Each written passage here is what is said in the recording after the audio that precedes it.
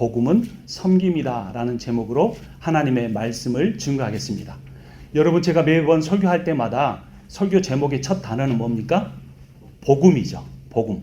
복음은 그 의미가 복된 소식이라는 뜻입니다. 복된 소식, 기쁜 소식, 최고의 소식. 근데 그 복된 소식의 이 내용이 뭐냐면 섬김이라는 것입니다. 섬기는 것이 복음의 핵심입니다. 예수 그리스도께서 하나님의 아들이신데 하늘의 보좌를 버리고 이 세상 가운데 오셨습니다. 그리고 가장 낮은 자로 사시면서 제자들을 섬기셨고 그 섬김의 마지막은 십자가에서 죽으시는 것이었습니다. 그래서 예수 그리스도의 생명을 내어놓는 섬김으로 말미암아 우리에게 구원이 주어졌습니다. 그래서 구원은 뭐냐면 선물입니다. 에베소서 2장 8절 말씀 우리 같이 읽겠습니다. 너희는 그 은혜에 의하여 믿음으로 말미암아 구원을 받았으니 이것은 너희에게서 난 것이 아니요 하나님의 선물이라. 아멘. 구원이 하나님의 은혜로 인해서 우리에게 믿음이 주어졌고 그 믿음으로 말미암아 구원을 받았습니다. 이 구원은 우리가 무엇은 자격을 갖고 있어서 조건을 갖추고 있어서 무엇을 잘해서 얻은 것이 아니라 우리에게서 나온 것이 아니라 하나님이 우리에게 주신 선물입니다. 여러분 한번 따라서 하겠습니다. 인생은 선물이다. 여러분 마음에 동의가 되십니까? 제가 어렸을 때 이 생일이 기다려졌어요. 생일하면 두 가지가 있죠. 뭐와 뭐가 있습니까? 하나는 생일 케이크 있죠. 어렸을 때는 생일 케이크를 못했지만 좀 자라면서 집안이 좀 이제 살게 되면서 케이크를 했어요.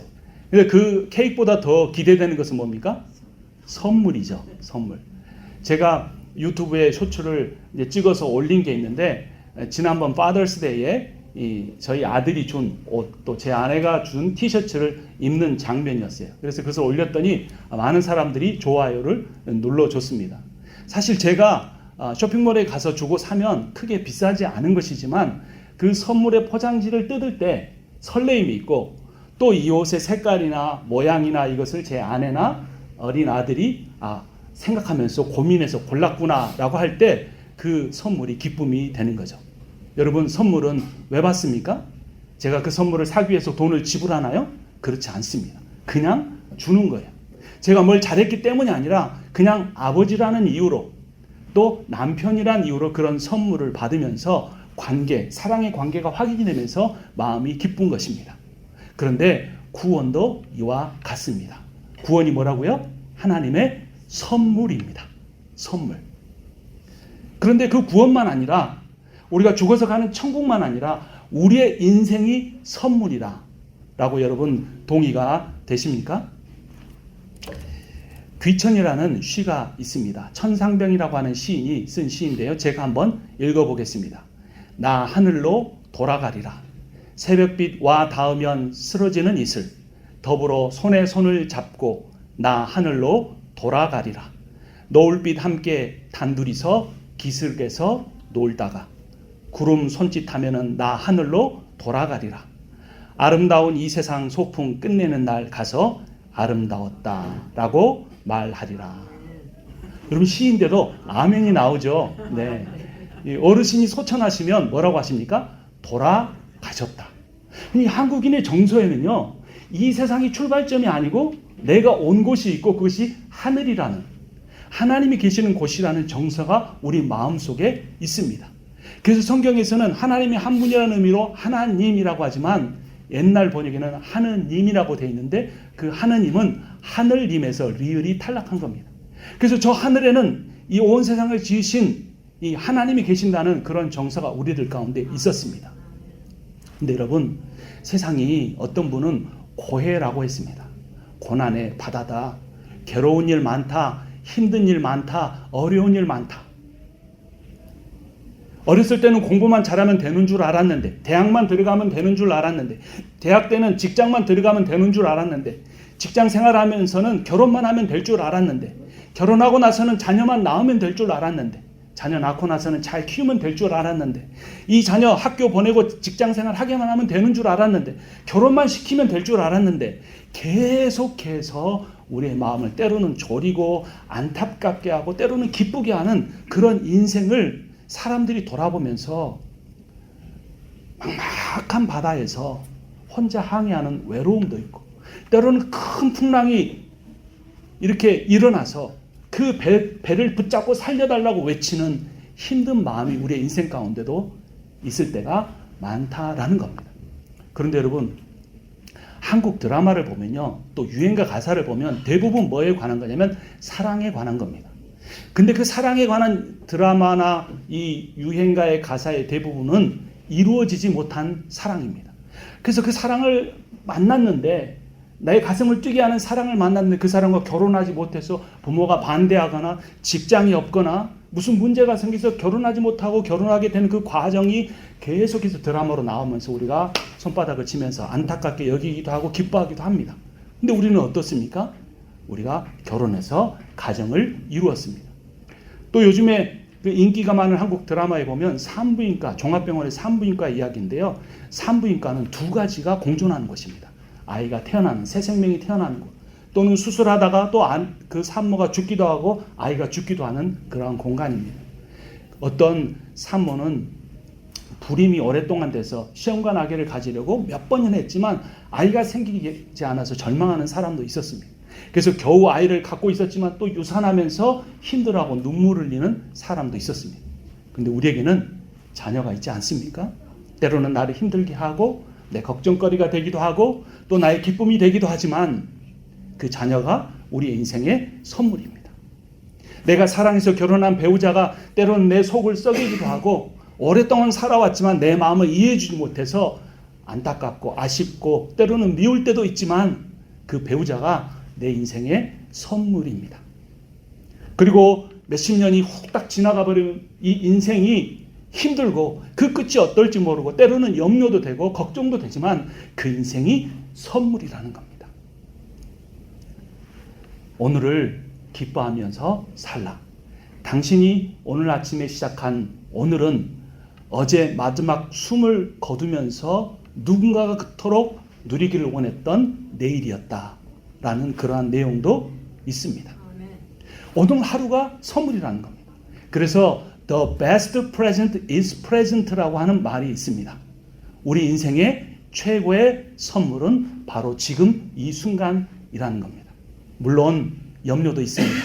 물론 걱정도 있습니다. 물론 해결해야 할 숙제도 있습니다. 아직 인간관계에서 풀리지 않은 갈등이 있을 수도 있습니다. 하지만 지금 살아 숨쉬는 이 순간이 우리에게 최고의 선물이라는 사실을 우리가 알아야 합니다. 그런 일반적인 관점에서도 우리의 인생이 선물이고 축복인데 우리에게는 거기에 또 하나의 선물이 있습니다. 8절 말씀 다시 한번 같이 읽어봅니다.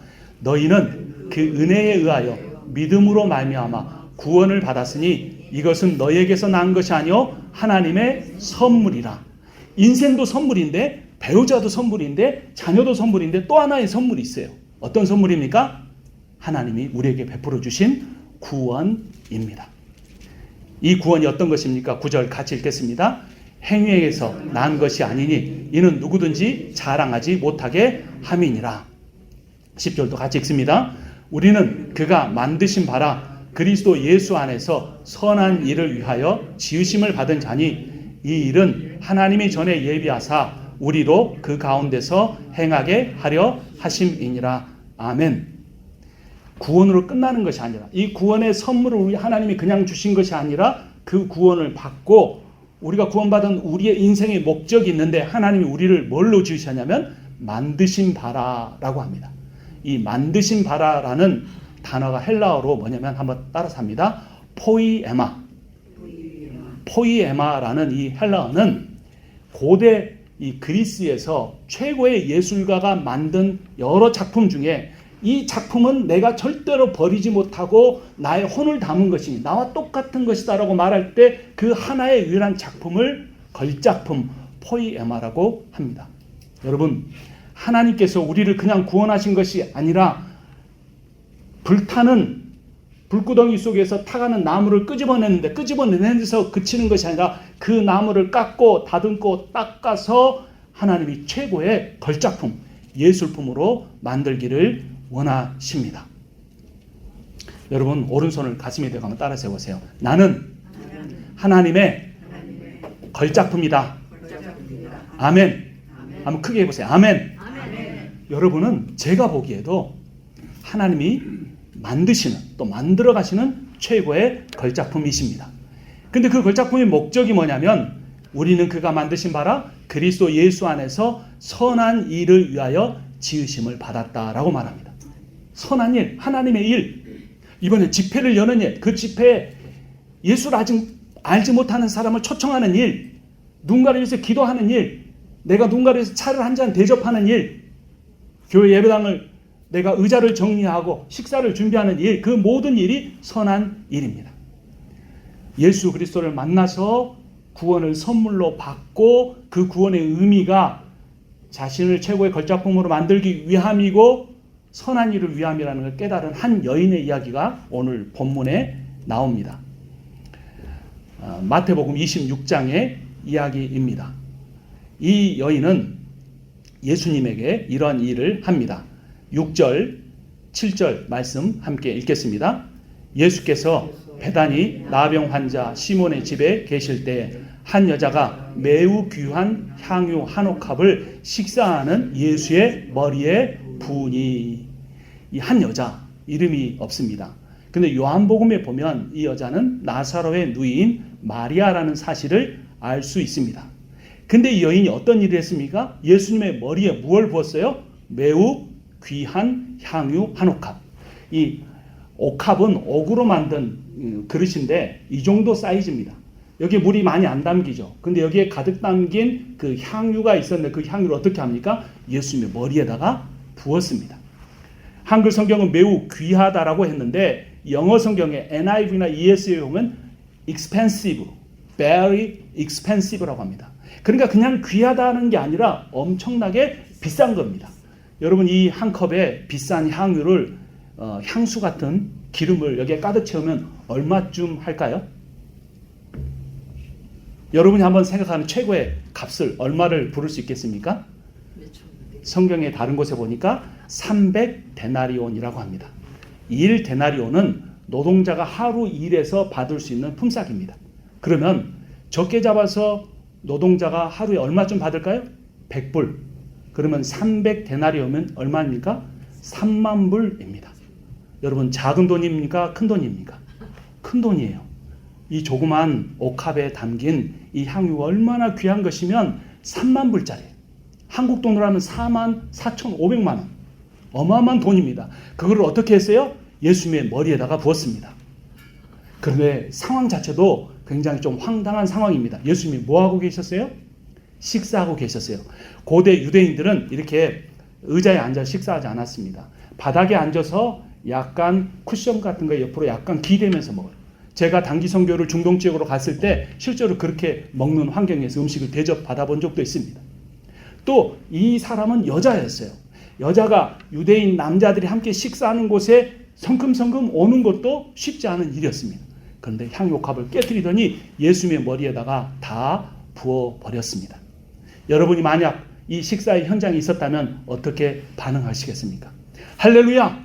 정말 당신은 귀한 일을 하셨습니까? 이렇게 하겠습니까? 여러분 얼마라고요? 3만 불이에요. 3만 불을 그냥 머리에다가 부어버렸어요. 예고도 하지 않았습니다. 준비할 겨를도 없었습니다. 그래서 제자들의 반응이 이렇게 나옵니다. 8절 말씀, 9절 말씀 같이 읽겠습니다.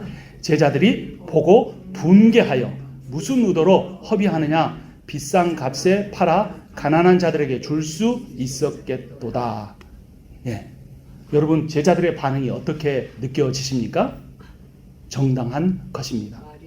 사실 이 앞에 25장에 보면 가난한 자들을 위해서 너희들이 그들을 섬기라라는 말씀도 있었습니다.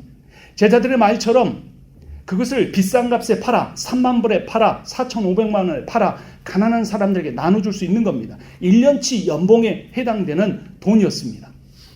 그런데 예수님은 제자들에게 동의하셨을까요? 아니면 이 비싼 향유를 허비해버린 여인에게 동의하셨을까요? 10절 말씀 같이 읽겠습니다. 예수께서 아시고 이르시되 어찌하여 이 여자를 괴롭게 하느냐? 그가 내게 좋은 일을 하였느니라. 이 사람들이 크게 말한 게 아닙니다. 자기들끼리 화가 나가지고 주체하지 못하고 속닥속닥 하는 말이었습니다. 그런데 예수님이 들리지 않을 수 있는 그 소리를 듣고 그들이 무슨 생각을 하는지 아시고 누구의 편을 들어주십니까? 여인의 편을 들어줍니다. 그 이유가 무엇일까요? 11절, 12절 말씀 같이 읽습니다. 가난한 자들은 항상 너희와 함께 있거니와 나는 항상 함께 있지 아니하니라. 여자가 내 몸에 향유를 부은 것은 내 장례를 위하여 함이니라. 아멘. 지금 예수님께서는 십자가에 매달려 죽으시기 바로 며칠 전의 일을 겪고 계십니다. 그러니까 이 온 우주에 가장 위대한 일이 네 가지, 큰 사건이 네 가지가 있다면 첫 번째는 하나님의 창조입니다. 두 번째는 아담과 하와가 타락하여 이 세상이 멸망의 길로 가고 있는 겁니다. 세 번째는 예수 그리스도가 십자가에 죽으시는 일입니다. 마지막 네 번째는 예수 그리스도가 다시 오셔서 온 세상을 심판하시고 새 하늘과 새 땅을 이 세상에 만드시고 영생이 시작되는 겁니다. 이 우주적인 네 가지 사건 중에 세 번째 이 사건이 가장 귀한 사건이기 때문에 지금만큼은 가난한 자를 돕는 것보다 그 존귀하신 예수 그리스도께서, 그 거룩하신 예수 그리스도께서, 그 전능하신 하나님이 하늘 보좌를 내리고 이 땅에 오셔서 인간들의 같은 모습이 되시고 가장 가난한 자들과 함께 하시고 병든 자를 고쳐주시고 마음이 상심한 자를 위로해 주시고 그들과 함께 계시다가 이제 그들에게 영원한 생명을 주시기 위하여 십자가에 죽으시는 상황이었습니다. 그러므로 그 예수 그리스도의 죽음을 준비하기 위하여 예수님의 머리에 그 온몸에 향유를 붓는 일은 칭찬받을 만한 일이었습니다. 13절 말씀 같이 읽습니다. 온 천하에 어디서든지 이 복음이 전파되는 곳에서는 이 여자가 행한 일도 말하여 그를 기억하리라. 아멘. 예수 그리스도의 죽으심은 단순한 죽으심이 아니고 우리의 모든 죄를 용서하는 죽으심입니다. 우리로 말미암아 구원 얻은 것이 아니란 그 복음은 하나님의 은혜로 인하여 믿음으로 말미암아 우리가 구원받을 수 있게 된 것이 바로 이 예수 그리스도의 죽으심 때문입니다. 여러분, 예수 그리스도께서 여러분을 사랑하십니다. 얼만큼 사랑하시는 것입니까? 자기 자신의 생명만큼, 아니 자신의 생명보다 여러분을 더 사랑하십니다. 그럼에도 불구하고 우리는 그 예수 그리스도 안에서 자신의 가치를 발견하기보다 다른 것에서 자신을 발견하려고 합니다. 내 몸이 얼마나 건강한가? 내가 얼마나 젊은가? 내가 얼마나 많은 돈을 벌고 있고 돈을 모아놨는가? 내가 사회적으로 얼마나 인정을 받는가? 라는 세상적인 기준입니다. 저 같은 목회자는 어떤 기준을 갖고 있을까요? 다른 목사들에게 얼마나 인정을 받는가? 설교를 통하여 얼마나 은혜를 끼치는가? 몇 명이나 되는 교회를 목회하는가? 이것 역시 종교적일 뿐 하나님의 기준은 아닙니다. 하나님께서는, 예수 그리스도께서는 다른 어떤 조건으로 말미암은 것이 아니라, 우리의 어떤 외모로 말미암은 것이 아니라, 우리의 능력으로 말미암은 것이 아니라 우리를 있는 모습 그대로 사랑하십니다. 자신의 생명을 주실 만큼 사랑하시는 이것이 복음입니다. 이것이 기쁜 소식입니다. 그러한 사람만이 다른 사람을 사랑할 수 있고 자신의 인생을 선물로 여기면서 살아갈 수 있습니다. 이 여인의 모습이 왜 아름답냐면 사실 이 여인의 이야기의 앞과 뒤에 다른 사람들의 이야기가 기록되어 있기 때문입니다. 오늘 본문에 보면 제자들이 보고 분개하여 이 향유를 비싼 값에 팔아 가난한 사람들 나눠줄 수 있다고 말했지만 사실 요한복음에 보면 이 말을 주동했던 사람은 가룟 유다였고 그 가룟 유다는 예수님의 제자들의 돈깨를 맡은 사람인데, 헌금함을 맡은 사람인데 그 헌금함에서 돈을 훔쳐가는 사람이었습니다. 그리고 이 이야기가 끝난 다음에 그는 어떻게 합니까? 14절, 15절 같이 읽겠습니다.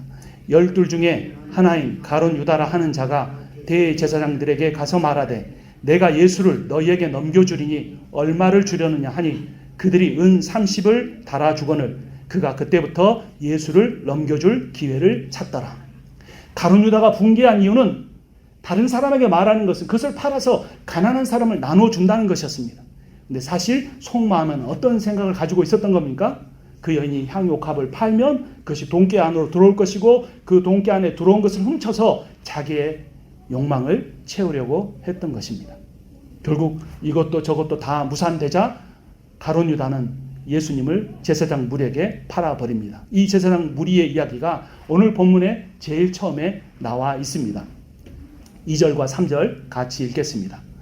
이틀이 지나면 유월절이라 인자가 십자가에 못 박히기 위하여 팔리리라.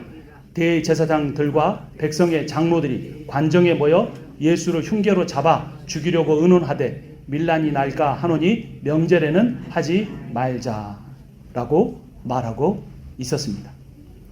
유월절은 이스라엘 백성이 애굽에서 탈출한 날, 구원받은 날이었습니다. 예수를 죽이기는 하는데 이 날에는 죽여서는 안 된다고 말했습니다.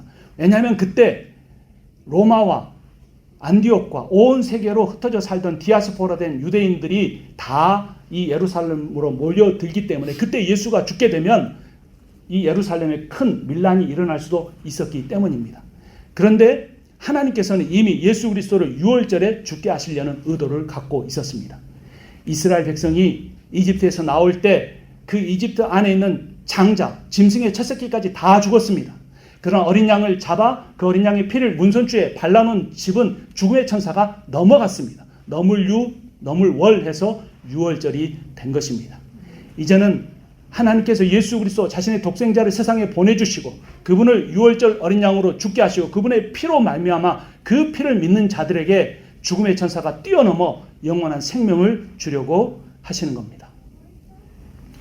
대제사장들, 백성의 장로들은 겉으로는 경건했습니다. 거룩했습니다. 하나님의 말씀을 단 하나라도 어기지 않으려고 애썼습니다.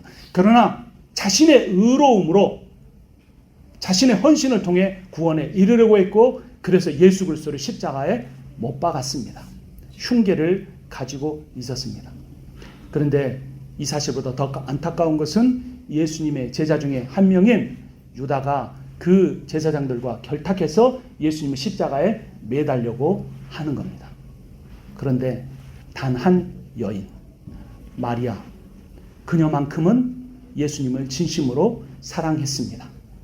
자신의 모든 죄의 용서함을 선포해 주셨던 그분, 단 하나밖에 없던 자신의 오라버니 나사로를 죽음에서 부활하게 해주셨던 바로 그분이 하시는 그 말씀처럼 이제 십자가에 죽으셔야 하는데 그분의 가시는 길을 아무도 이해하지 못하고 있는데 자신이 할 수 있는 것도 아무것도 없었습니다. 어쩌면 평생을 모아온 귀한 향유 옥합일지 모릅니다. 금전적 가치도 높았지만 어찌 보면 여인에게 이 옥합은 자신의 생명과 정조와도 같은 것이었습니다. 자신에게 있는 가장 귀한 옥합을 깨트려 예수님의 머리에 부음으로써 예수 그리스도가 우리를 위하여 십자가에 죽으시고 우리를 구원할 분이라는 것을 많은 사람들에게, 종교 지도자들에게, 예수님의 제자들에게 알리고 싶었던 것입니다. 그런데 가룟 유다는 예수님을 얼마에 팔아버렸습니까? 15절 말씀 다시 한번 같이 읽어봅니다. 내가 예수를 너희에게 넘겨주려니 얼마를 주려느냐 하니 그들이 은 30을 달아주거늘. 은 30은 성전 세겔입니다. 당시의 노예, 그러니까 주인에게 평생 붙잡혀 사는 종의 몸값이 은 30이었습니다. 이 성서의 세겔은 한 세겔이 4데나리온이었는데 그래서 120데나리온 정도 됩니다. 그래서 그 여인이 예수님의 머리에 부었던 그 향유 값의 3분의 1 정도밖에 안 되는 종의 몸값, 노예의 몸값에 불과한 그 헐값에 자신의 스승 예수를 팔아버렸습니다. 그것은 예수에 대한 모욕이었습니다. 스승을 판다는 것도 모욕이었지만 하나님의 아들을 자신을 구원하기 위하여 오신 그 예수 그리스도를 종의 몸값으로 팔아버린다는 것은 도저히 할 수 없는 최고의 모욕이었습니다. 때로는 저도 예수님을 다른 것에 팔아버리는 때가 있습니다. 저의 게으름에 예수 그리스도를 팔아버리기도 합니다. 저의 인간적인 욕망이나 야망 때문에 예수님께 영광을 돌릴 자리에서 제가 영광을 받아버리기도 합니다. 때로는 저의 염려나 걱정 때문에 예수 그리스도를 신뢰하지 못하고 그분이 참 하나님이심을 제가 온전히 붙잡지 못하고 그 예수님을 팔아버릴 때도 있습니다. 저는 언제나 예수님의 머리에 향유옥합을 부은 그 여인처럼 저의 인생에 있어서 가장 귀한 것, 가장 소중한 것, 가장 아름다운 것을 나를 위해 십자가에 죽으신, 지옥까지 내려가 고통을 받으신 예수님께 헌신할 수 있을까요? 오늘 말씀을 통해 다시 한번 저의 인생을 돌아보며 저 스스로는 할 수 없지만 저를 구원해 주신 그 예수 그리스도의 은혜로 말미암으면, 그분의 영으로 말미암으면 저나 여러분 모두 다 그렇게 할 수 있음을 믿습니다. 여러분, 우리의 인생은 선물입니다. 하나님이 우리를 지으신 것도, 이 세상에 보내신 것도 참 아름다웠다라고 말할 수 있는 소품과 같은 것이고, 무엇보다도 우리를 구원해 주시고 영원한 하나님의 자녀로 삼아 주시는 것은 진정한 선물입니다. 그런데 여러분, 그 선물을 누리고 살아가고 계십니까? 이 여인은 예수님의 머리에 부었지만 예수님께서는 바로 앞장에서 너희 중에 지극히 작은 자에게 한 것이 곧 나에게 한 것이라고 말씀하셨습니다. 예수님의 머리에 향유를 붓는 대신 우리의 공동체 가운데 가장 작은 자, 여러분의 가족 중에 가장 가정을 힘들게 할 수 있는 그 사람, 여러분 친구 중에, 여러분의 직장 동료 중에 여러분의 마음을 가장 힘들게 하는 그 사람에게 하는 것이 곧 예수에게 하는 것입니다. 그것이 우리 인생과 예수 그리스도 통한 구원을 선물로 여기는 것입니다. 전도서 3장 13절 말씀 화면을 보고 우리 함께 읽겠습니다. 사람마다 먹고 마시는 것과 수고함으로 낙을 누리는 그것이 하나님의 선물인 줄도 또한 알았도다. 아멘. Find satisfaction. 여러분의 힘든 삶 속에서 스스로 만족할 것을 찾는 겁니다. 감사할 것을 찾아내서 하나님 앞에 고백하는 겁니다. 근데 어느 가운데입니까? In all their toil. 인생의 수고 속에서, 인생의 아픔 속에서, 인생에 피할 수 없는 그러한 어려움 중에서 find satisfaction 하는 겁니다. 그것을 찾아낼 때, 그것이 감사로 드려질 때, 그때에 바로 여러분의 인생을 가장 힘들게 한 그 존재가 This is the gift of God. 하나님의 최고의 선물이라는 사실을 알게 된다는 것입니다. 이 토일, 이 수고라는 것이 히브리어로 아말인데 노고, 고된 노동, 고통스러운 수고, 애씀, 육체적, 정신적으로 힘든 수고, 삶의 무게와 고단함입니다. 보통 화상이라고 하죠. 할머니, 할아버지께서 지난밤에도 잘 주무시고 아침에 일어나서 아침 식사를 하시고 참 맛있게 잘 먹었다. 잠깐 좋으시는 것 같아 보였는데 안 움직여서 흔들어 보니까 조용히 하늘나라로 가시는 그러한 삶. 저는 인생의 마지막에 그렇게 편안히 갈 수 있다면 참 기쁘겠다라고 생각합니다. 왜냐하면 인생이 전체가 힘들게 살아오지 않았습니까? 보통의 인생이 힘들지만 사실 우리처럼 고향 땅을 떠나고 고국을 떠나서 이민자로서 살아가는 삶은 정말 노고가 많습니다. 언어가 통하지 않는데 살아남기 위해서, 우리 자녀들 키우기 위해서 얼마나 애쓰고 수고했습니까? 아마 여러분들이 흘리신 그 눈물을 다 모아보면 그 여인이 예수님의 머리에 쏟아부은 향유보다 더 많았을 겁니다. 그래서 3만 불이 아니라 30만 불의 가치가 있을 수도 있습니다. 근데 그냥 내 인생이 힘들었다고 인생을 끝내는 것이 아니라 그 힘든 인생의 수고 속에서 in all their toil 우리가 find satisfaction 할 수 있다는 겁니다. 만족을 표현할 수 있다는 겁니다. 자족을 표현할 수 있다는 겁니다. 감사를 말할 수 있다는 것입니다. 그래서 오늘 여러분 집에 돌아가면 여러분의 배우자에게 한번 그렇게 고백해 보십시오. 당신은 나의 하나님으로부터 받은 선물입니다. 여러분 자녀를 허그해 주면서 한번 고백해 보십시오. 너는 나의 최고의 하나님으로부터 받은 최고의 선물이다. 시편 139편 13절 14절 같이 읽겠습니다. 주께서 내 내장을 지으시며 나의 모태에서 나를 만드셨나이다. 내가 주께 감사하오면 나를 지으심이 심히 기묘하심이라. 주의 행사가 기이함을 내 영혼이 잘 아나이다. 아멘. 여러분 자기를 보면서 참 기묘하다, 참 멋지다, 대단하다 이런 고백을 해본 적이 있습니까? 여러분 사람의 몸에 수억 개의 세포가 있다고 합니다. 몸의 장기들이 다 연동해서 이 작용하는데 하나만 어긋나도 참 쉽지 않습니다. 근데 그 내장을 하나님이 다 지으시고 만드시고 내 인생을 이렇게 선물로 주셨다라는 겁니다.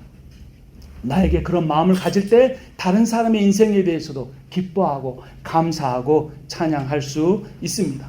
그래서 우리가 어떤 마음으로 살아가야 합니까? 파당을 나누어서 아볼로파, 바울파, 예수파로 나누어서 자기의 은사를 자랑하고 교회 안에서 자기가 최고라고 말했던 생각했던 고린도 교회를 향하여 사도 바울이 이렇게 말했습니다. 함께 읽겠습니다. 서로 대적하여 교만한 마음을 품지 말게 하려 함이라. 누가 너를 구별하였느냐? 내게 있는 것 중에 받지 아니한 것이 무엇이냐? 내가 받았은즉 어찌 받지 아니한 것 같이 자랑하느냐? 너희가 이미 배부르며 이미 부유하며 우리 없이 왕이 되었도다. 교만한 마음을 품지 말라는 겁니다. 여러분이 가진 것 훌륭합니다. 멋지십니다. 근데 그게 다 누가 주신 것이라고요? 하나님이 주신 것, 하나님으로부터 받은 거라는 겁니다. 그럼 내게 자랑거리가 있으면 그때마다 어떻게 합니까? 하나님께 감사하고 다른 사람 앞에서 더욱더 겸손하고 서로를 높이는 그러한 삶을 살아야 하는 겁니다. 그러한 자세를 가진 사람은 예수님의 말씀을 지킬 수 있습니다. 마태복음 23장 11절 같이 읽습니다. 너희 중에 큰 자는 너희를 섬기는 자가 되어야 하리라. 아멘. 우리 중에 가장 큰 자는 누구입니까? 섬기는 자입니다. 오늘 설교의 제목이 복음은 섬김이다 입니다. 예수가 자기의 생명을 우리를 섬긴 것처럼 여인이 향유 옥합을 깨뜨려 예수님을 섬긴 것처럼 섬기는 사람이 가장 큰 자입니다. 어떻게 섬겨야 합니까? 갈라디아서 5장 13절 읽습니다. 오직 사랑으로 서로 종노릇 하라. 아멘. 우리는 서로에게 종이 되어야 합니다. 배우자에게 종이 되어주고 자녀 부모에게 종이 되어줘야 합니다. 요한복음 13장 14절입니다. 내가 주와 또는 선생이 되어 너희 발을 씻었으니 너희도 서로 발을 씻어주는 것이 옳으니라. 아멘. 여러분, 발은 사람의 신체 중에 어떤 부위입니까? 가장 지저분한 부위입니다. 그 사람의 가장 연약한 부분을 내가 감싸주는 것, 그의 부족함을 내가 채워주는 것, 이것이 복음은 섬김이라는 이 사실을 믿음으로 살아가는 것입니다. 이제 한 사람의 이야기를 소개하고 오늘 설교를 마치려고 합니다. 가톨릭 신부인데 이태석 신부입니다. 이분은 1962년 부산에서 태어났습니다. 10남매 중에 9째입니다. 형제가 대단히 많죠. 초등학교 2학년 때 아버지께서 먼저 돌아가셨습니다. 어머니께서 부산의 시장바닥에 장사해서 키웠습니다. 그런데 머리가 좋아서 87년에 의대를 들어가고 졸업했습니다. 그런데 99년에 수단에 단기 선교를 갔다가 신부가 되기로 소원하게 됩니다. 그런데 그렇게 소원한 뒤에 나완저촌을 찾아갔는데 그곳에 가득한 배설물, 그 소리는 악취로 인해서 도망가다가 땅바닥에 엎드려져 하나님 앞에 눈물을 쏟았습니다. 제가 크리스찬이라고 하는데 선교사가 되겠다고 하는데 하나님 내가 이렇게 도망치고 있습니다. 그 길로 한국으로 돌아와서 사제의 서품을 받고 수단으로 파송되었습니다. 그것은 45도, 어마어마한 온도죠. 습도가 매우 높았습니다. 그 남수단에서도 가장 열악한 톤즈라고 하는 곳에 선교사로 갔습니다. 병실 12개짜리 병원을 만들고 학생들을 위한 학교를 만들었습니다. 하루에 300명이나 되는 환자들을 돌봤는데 주로 나병 환자들, 전염병 환자들이었습니다. 학교를 짓고 오전에는 수학을 가르치고 오후에는 브라스 밴드를 만들어서 학생들에게 음악을 가르쳤습니다. 음악적 재능은 있었지만 악기를 배워본 적이 없어서 자기가 직접 배우면서 아이들에게 가르쳤습니다. 그리고 성당이나 교회를 짓기 전에 교회와 병원을 지으면서 예수라면 무엇을 먼저 지었을까 질문하면서 그 답을 찾아갔습니다. 그렇게 8년을 섬겼는데 이상하게 운전할 때마다 허리가 아팠습니다. 2년에 한 번씩 한국에 들어와서 건강검진을 하는데 대장암 말기라는 판결을 받았습니다. 그리고 2년이 지나지 않아서 48세로 사망하게 되었습니다. 그런데 그분이 마지막 유언에 남긴 말이 제 가슴을 더 울렸습니다. Everything is good. Everything was good. 내 인생의 모든 것이 좋았다라고 마지막 말을 고백하면서 죽었습니다. 그의 장례식이 시신은 가지 못했지만 그에게서 배운 브라스 밴드들이 대열을 이루고 그에게서 배운 학생들이 그의 사진을 들고 길을 걷기 시작했습니다. 그때 내전이 심하고 바로 며칠 전에 총격이 있어서 아무도 돌아가지 못하게 통행금지를 만들어 놓았지만 아무도 그 대열을 군인들이 막지 않았습니다. 그들도 이태석 신부에게 치료를 받았기 때문입니다. 아이들은 울면서 그 길을 걸었고 2018년에는 남수단 대통령으로부터 외국인으로는 최초로 대통령 훈장을 받기도 했습니다. 70명의 제자들 중에 의사와 약사와 언론인과 공무원들이 수없이 나왔습니다. 그 제자 중에 한 명인 토마스는 2012년에 인제백병원에 의대를 졸업하고 전공의로 일하고 있습니다. 토마스 신부는 이렇게 말했습니다. 사랑의 반대말은 미움이 아니라 무관심이다. 아무도 모르던 그 남수단의 열악한 환경을 많은 사람들에게 알리고 관심을 일으켰습니다. 그는 살아있을 때보다 죽었을 때 그의 일대기가 영화로 만들어지고 책으로 제작되면서 수많은 사람들에게 아프리카 사람을 돕는 동기부여를 해주었습니다. 또 그는 그렇게 말했습니다. 인생의 성공은 돈이 아니다. 그것은 얼마나 사랑하는가, 얼마나 섬기느냐라고 말을 했습니다. 사랑은 나눔이고 섬김이다 라고 말했습니다. 어찌 보면 저는 오늘 이 강단에 서서 복음은 섬김이다, 인생은 선물이다 말로 말하고 있지만 이태석 신부는 실제 삶으로 자신의 생명을 내어줌으로써 그 길을 갔습니다. 그는 또한 말했습니다. 자신의 인생에서 아무리 작은 것이라도 그것에 감사하면서 나누는 삶, 그 삶은 가장 행복한 삶이고 성공한 사람이라고 했습니다. 그리고 제가 언급했던 마태복음 25장을 언급하면서 가장 보잘것없는 이에게 한 것이 바로 예수에게 한 것이라는 그러한 이야기를 남겼습니다. 오늘 말씀을 마치며 우리 함께 찬양하기 원합니다. 이태석 신부가 걸어갔고 한 여인이 예수의 머리에 부었던, 그러므로 세워진 교회는 어떤 교회가 될지 함께 찬양합니다. 넘치기보다 사랑이 넘치는 교회, 섬김을 원하기보다 섬김의 기쁨 알아가는 교회. 세상이 주목하기보다 주님이 주목하는 교회, 화려한 겉모습보다 중심이 주를 향한 교회. 주님이 피로 사신 아름다운 교회, 서로 사랑함으로 하나 되는 교회. 주님이 머리 되신 거룩한 교회, 우리 함께 만들어 가요. 내 작은 생각보다도 하나 되네 소중함 아는 교회.